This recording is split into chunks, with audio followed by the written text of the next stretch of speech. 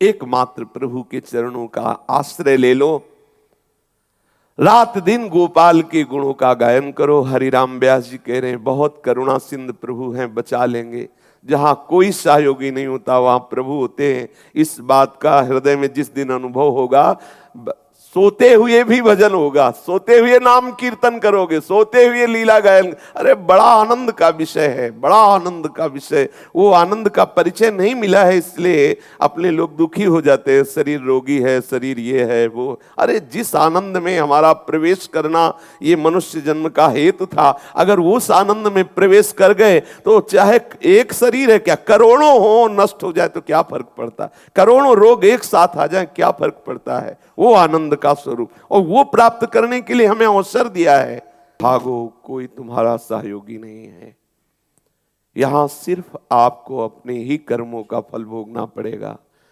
बाहर से आपको जो मित्र दिखाई दे रहे हैं, बाहर से आपको जो अपनापन दिखाई दे रहा है, आपसे कहीं ना कहीं कोई स्वार्थ है। हेतु रहित केवल प्यार देने वाले प्रभु श्री कृष्ण हैं। सच्ची मान लीजिए, जिस दिन सबको इस समझ में आ जाएगा ना कि आप किसी के काम के लायक नहीं, तो आपकी तरफ कोई देखेगा नहीं, नहीं देखेगा। ये जीवन में अनुभव की बात कह रहा हूं। नहीं, कोई नहीं देखता, नहीं देखता, कोई नहीं देखता। आप बड़े रो रहे हैं, आप तड़प रहे हैं, पुकार रहे हैं, हाँ किसी को दया लगी तो 100-200 रुपए फेंक देगा आपके ऊपर, लेकिन क्या आपको दुलार कोई देगा? आपका शरीर सड़ रहा है तो कोई आपको प्यार देगा क्या? आप गोरे चिकनी चमड़ी के हैं तो आपको सब बोलेंगे प्यार करते हैं हम आपको, लेकिन आपको गलित कुष्ठ हो जाए, आपके शरीर से दुर्गंध आने लगे, आपके पास कोई संपत्ति नहीं है, फिर आप देखो आपको कौन प्यार करता है?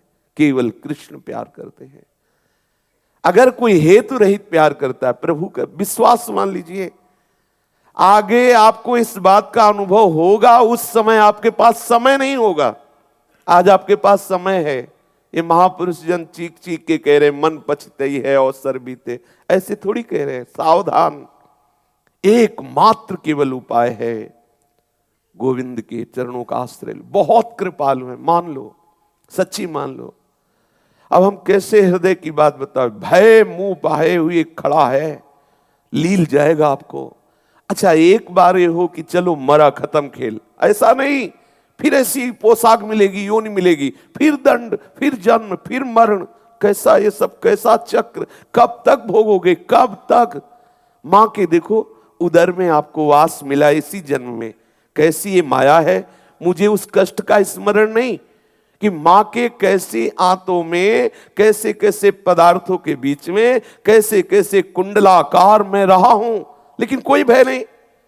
हम फिर इस शरीर के भोगों में मत वाले होकर प्रीतम प्रभु का विस्मरण क्यों, ये पता नहीं कि पुनः हमारी दुर्गति होने वाली। कैसे कैसे भयानक कष्ट हमारे लिए बिल्कुल तैयार खड़े हैं, आपको समझ में नहीं आ रहा। प्रमाद स्थिति है, अज्ञान की धरा है, और जब वो कष्ट टूट पड़ते हैं तब आप असहाय होते हैं। चित्तवृत्ति मलिन है, प्रभु को पुकारने की कोई भावना ही नहीं। मारे गए, फिर मारे गए। क्या मारे गए? ये सुंदर अवसर मनुष्य जन्म मिला था कि आप ऐसे जीवन मुक्त महापुरुष हो जाए, कोई आपको छू न पावे, चाहे स्त्री शरीर हो चाहे पुरुष शरीर हो। भगवत प्राप्ति के लिए कोई आवश्यक नहीं है कि पुरुष शरीर हो तो ही भगवत प्राप्ति होगी, या ऐसा हो, इस जाति का हो, इतना पढ़े लिखे हो, ऐसी कोई योग्यता नहीं। जैसा हूं प्रभु आपका हूं, जो भी हूं मैं आपका हूं, बस हो गया। इसी से आपका मार्ग प्रशस्त हो जाएगा। पुरुष नपुंसक नारी वा जीव चराचर कोय, सर्व भाव भज कपट तज मोहि परम प्रिय सोए। सच्ची मानिए, भागिए, विश्वास करो, बिना श्री कृष्ण के चरणारविंद की भक्ति के तुम्हारा मंगल होने वाला नहीं।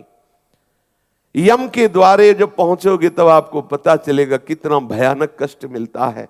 अभी आपको लगता है अरे शास्त्रों में लिखा है, ऐसे लिख दिया है भय देने के लिए। नहीं, परम सत्य है, आप अनुभव नहीं कर पा रहे हैं, ये आपकी अल्पज्ञता है।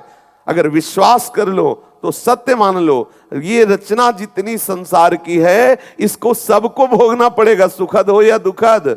जब तक भगवत प्राप्ति नहीं होती तब तक हमारे शुभ कर्म कहीं स्वर्ग ले जाते हैं, कहीं अशुभ कर्म नरक ले जाते हैं। जो बचे हुए हैं शुभ अशुभ उससे मिश्रित हमें मानव देह मिलती है, और भी कर्म बिगड़ गए, तिर्यक योनि मिलती है। ऐसे नाना प्रकार के संसार चक्र में पिसते चले आए हैं, आगे पिसते रहेंगे। एक उपाय है प्रभु की भक्ति, प्रभु के चरणों का आश्रय, हम मुक्त हो जाएं। ये सच्ची मानो, अंदर से आप व्याकुल हुई, मैं इस शरीर रूपी जेल से मुक्त होना चाहता हूं। ये शरीर भयानक बंधन है, जिसे आप प्रिय आत्मा समझ रहे हैं, जिसे आप अपना प्रीतम माने हुए हैं, जिसे आप अपना स्वरूप माने हुए, भयानक नरक है ये जो आप देख रहे हो, भयानक पीड़ा देने वाला है। इसे अभी अज्ञान के कारण आप अपना माने हो, इसलिए समझ नहीं पा रहे हो। प्रभु से मनाओ कि मुझे इस देह भाव से मुक्त कर दो नाथ, मुझे इस देह भाव से रहित कर दो। आप मुझे भाव देह की प्राप्ति कराकर अपने समीप बुला लो। मैं थक गया हूं इस संसार के चक्र से। आप पुकारो, आर्त भाव से प्रभु को पुकारो। ये मनोरंजन का समय नहीं है। ये जो मनुष्य जन्म है ये मन का नाश करके प्रभु की प्राप्ति के लिए है। मनोरंजन तो और भी योनियों में होता रहा है, इसमें तो केवल आप मन का नाश का उपाय करें।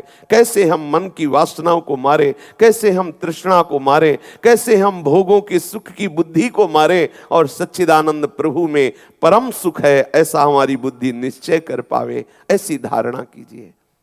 देवर्षि नारद जी भक्ति सूत्रों में महान भक्तों के गुणों का वर्णन करते हैं कि ऐसे जो गुणों से युक्त महापुरुष हैं उन्हें भगवान बहुत प्यार करते हैं। इस सूत्र में वर्णन कर रहे हैं कि ये गुण भक्त में होने ही चाहिए। अगर ये गुण नहीं आ रहे हैं तो अभी भक्ति नहीं है हृदय में। बहुत ध्यान पूर्वक सुने। देवर्षि नारद जी कह रहे हैं, भक्ति रूपी सूर्य का उदय जहां हो गया तो उसके प्रकाश में दिव्य सद्गुण अपने आप प्रकट हो जाते हैं। पूज्य भाई जी महाराज कह रहे कि जो भगवत प्राप्त महात्मा है, जो भक्त भगवत तत्व का बोध प्राप्त कर चुके हैं, उनका परीक्षण हम इन गुणों से ना करें कि भाई हमने सत्संग सुना, ये गुण तो इसमें है कि नहीं, अगर नहीं है तो भक्त नहीं है। ये हमें अंदर अपने देखना है। ये सत्संग अब सिर्फ अपने लिए हो रहा है, इसका प्रयोग हम दूसरों पे ना करें कि हम सुना और दूसरों पर दृष्टि डालें, फिर उसमें किसी में गुण बुद्धि, किसी में दोष बुद्धि, तो आप भक्ति से रहित हो रहे हैं। ये जितना ज्ञान है ये अपने सुधार के लिए, अपने अंतःकरण के लिए, स्वांता सुखाय के लिए है। जब आपका अंतःकरण इन सद्गुणों से युक्त होगा तो सब प्रीतम ही है, यही दिखाई देगा। कहीं ये गलती न कर बैठे कि आप भक्तों में इन गुणों को देखें कि इसमें है कि नहीं है। नहीं है तो ये भक्त नहीं हो। आप निंदा या दोष बुद्धि कर लिए तो आपका तो परमार्थ रुक गया। ये वर्णन अपने अंतःकरण को सुधारने के लिए है। जो भगवत प्राप्त महात्मा होते हैं उनके बाहरी आचरणों की परीक्षा करके उनको नहीं जाना जा सकता कि ये किस कोटि के महापुरुष हैं। बाहरी लक्षणों से नहीं जाना जा सकता, बाहरी आचरणों की उनकी परीक्षा नहीं की जा सकती, परंतु कुछ ऐसे गुण होते हैं जो उनमें स्वाभाविक प्रकट रहते हैं। ये आवश्यक भी है, अनिवार्य भी है। ये 5 गुण तो उनमें स्वाभाविक रहते हैं। अहिंसा, सत्य, पवित्रता, दया और आस्तिकता, ये 5 तो स्वाभाविक रहते हैं। जिसमें ये 5 गुण नहीं है, ये अपने लिए देखना है, उसको ये समझना चाहिए कि अभी हमारे अंदर भक्ति महारानी का प्रादुर्भाव नहीं हुआ है। अधिकांश में जो इन गुणों का आदर ना करके, अर्थात ये गुण हृदय में ना धारण करके और भक्ति का स्वांग करते हैं, तो अपनी वासना पूर्ति के लिए, अपने जो अंदर कामना पूर्ति के लिए वो केवल नाटक करते रहते हैं। उन्हें सच्चिदानंद रस से प्रियता नहीं होती, प्रभु से प्रियता नहीं होती। वो भगवत तत्व का बोध या प्रेम प्राप्त नहीं कर सकते। साधक को अपने हृदय में परीक्षा करनी चाहिए और ये निश्चय रखना चाहिए कि यदि गुण नहीं है तो हमारा चिंतन ठीक नहीं चल रहा, हमें चिंतन सुधारना होगा। निरंतर नाम रूप लीला धाम का चिंतन ही ऐसे सद्गुणों का हृदय में प्रादुर्भाव कर देता है। दैवी संपत्ति हमारे अंदर बढ़ रही कि नहीं, ये सद्गुण बढ़ रहे हैं कि नहीं, हमारी भावना प्रभु से बढ़ रही कि नहीं, ये देखना है। अगर भक्ति मार्ग के साधक के हृदय में दैवी संपदा नहीं बढ़ रही तो उन्नति या उसकी नहीं हो रही भक्ति में। अगर जगत का चिंतन बढ़ रहा है, भोग वासना बढ़ रही, तो आप कहीं ना कहीं त्रुटि कर रहे हैं। आप अपने इष्ट सिद्धांत से विरुद्ध जा रहे हैं। आपके हृदय में ये जो भोग चिंतन, भोग वासना, ये आसुरी संपदा है। दैवी संपदा का ह्रास होकर के आसुरी संपदा का वर्धन होना, कहीं ना कहीं आप भक्ति के विरुद्ध आचरण कर रहे हैं। भक्ति के सिद्धांतों के विरुद्ध आपका चिंतन चल रहा है। विषयों का चिंतन बढ़ रहा है, आसुरी संपदा बढ़ रही है। आसुरी संपदा बढ़ रही है तो दुख, क्लेश, अशांति, चिंता, शोक ये भोगना पड़ेगा।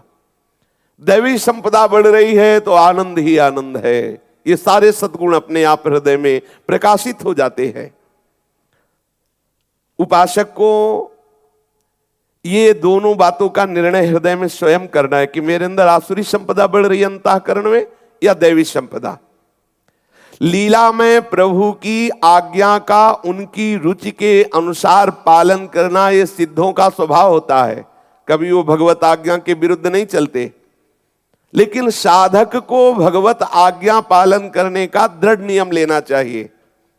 जैसे श्रीमद् भगवत गीता जी है, श्रीमद् भागवत है, इसमें स्पष्ट स्वयं भगवान आज्ञा करते हैं, या भक्तों की वाणी में बैठ करके भगवान आज्ञा करते हैं। भक्त भगवत चिंतन करते हुए भगवत स्वरूप हो गया है, अब उसकी वाणी भगवत वाणी है। यदि उसकी वाणी का आप आदर करेंगे तो आपके हृदय में निश्चित भक्ति समस्त दैवी संपदा के सद्गुणों को प्रकाशित करके विराजमान हो जाएगी। जो अपनी जीवन पद्धति को बदल नहीं पाया तो उपासना क्या कर रहा है? स्वभाव नहीं बदल पाया, आपकी रहनी नहीं बदल पाई, आपकी वाणी नहीं बदल पाई, आपका व्यवहार नहीं बदल पाया, तो क्या कर रहे हो? आपकी उपासना क्या हो रही? आपकी उपासना का परिणाम है आपका स्वभाव बदले। आपकी उपासना का परिणाम है आपके आचरण बदले। आपकी उपासना का प्रभाव है कि आपका चिंतन बदले।